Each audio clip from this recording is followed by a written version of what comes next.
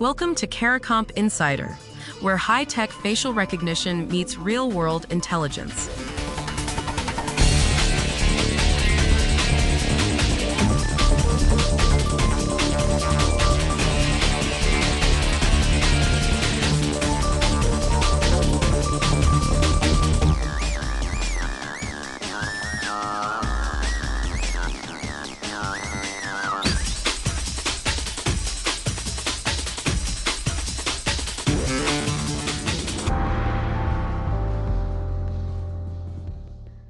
A facial match takes under 250 milliseconds. A quarter of a second. But in that sliver of time, 3 separate filters decide whether the result you're looking at means anything at all, and most people never see any of them. If you work anywhere near facial recognition, law enforcement, access control, corporate security, you've probably seen a confidence score pop up on screen. Maybe it said 0.95. And you probably assumed that meant 95% trustworthy. That assumption is wrong, and it's wrong in a way that can tank an investigation or lock out the right person. Over the next few minutes, we're going to walk through the 3-filter process that actually determines whether a match is reliable: quality assessment, threshold tuning, and human review.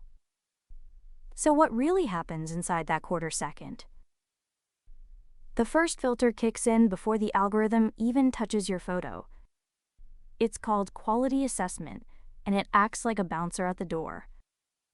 If your image has bad lighting, weird angles, or overexposure, the system rejects it outright. No match attempt, no score, just a rejection. And that quality check itself makes 2 kinds of mistakes. It can falsely reject a perfectly fine image, which wastes time and money. Or it can falsely accept a bad image, which poisons every result downstream. According to NIST's Face Analysis Technology Evaluation, poor photography can even create demographic effects. Underexposure makes dark-skinned faces harder to match. Overexposure does the same for fair-skinned faces. Even camera pitch matters. If the lens isn't adjusted for someone very tall or very short, the geometry shifts enough to degrade accuracy. So the photo you feed in isn't just a photo, it's the ceiling on how good your result can ever be. Now, assume the image passes. The algorithm runs and spits out a confidence score, a number between 0 and 1. And this is where the biggest misconception lives. Most investigators treat that score like a grade on a test. A 0.95 feels like an A. It's easy to see why. The number looks like a percentage, and we're trained to think higher means better. But that score isn't a verdict, it's a probability estimate. What actually determines whether 0.95 means anything is the threshold you've set underneath it. If your system's threshold sits at 0.50, you'll flag a lot of matches, but according to Microsoft's technical documentation on facial recognition, you'd misidentify roughly 1 face out of every 10. Crank that threshold up to 0.999, and your false match rate drops to about 1 in a million. Same algorithm, same faces, completely different reliability. The trade-off? Every time you tighten the threshold to block false matches, you create more false rejections. Genuine matches the system now misses.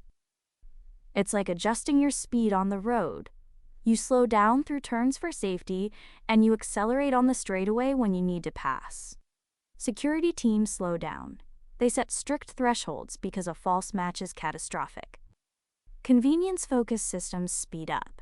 They loosen thresholds because locking out a real user is the bigger problem. Neither setting is universally right. The threshold has to match the consequence. So how good are these systems when everything's dialed in? According to NIST's face recognition vendor test, the top-performing identification system hit 99.88% authentication accuracy against a database of 12 million people. And the failure rate for searches dropped from 5% in 2010 to just 0.2% by 2018. That's a 25-fold improvement in 8 years. But NIST runs those tests under controlled conditions: consistent lighting, good cameras, stable networks. Real-world performance varies enormously based on the algorithm you choose, the hardware you deploy, and the environment you're operating in. NIST itself notes that capability across the industry remains a very widespread. The best algorithm and the worst algorithm aren't even playing the same sport. That's why the third filter exists: human review. Even after quality assessment and threshold tuning, a trained examiner looks at the result. The algorithm narrows the field. The human makes the call. The score you see on screen isn't the answer. It's the last step of a 3-stage process, and the 2 stages you never see are the ones that determine whether that number is worth trusting. Every facial match result passes through 3 gates. First, a quality check decides if the photo is even usable. Second, a threshold setting controls how many false matches you're willing to accept. Third, a human reviewer confirms what the algorithm suggested. Skip any one of those gates, and your 95% score could mean almost nothing. Next time you see a confidence number on screen, don't ask how high it is. Ask what threshold produced it and whether a human ever looked at the result. The full story's in the description if you want the deep dive. Now you know something most people in this industry don't. Use it. And when you're ready to put it to work, caracomp.com. We'll see you tomorrow.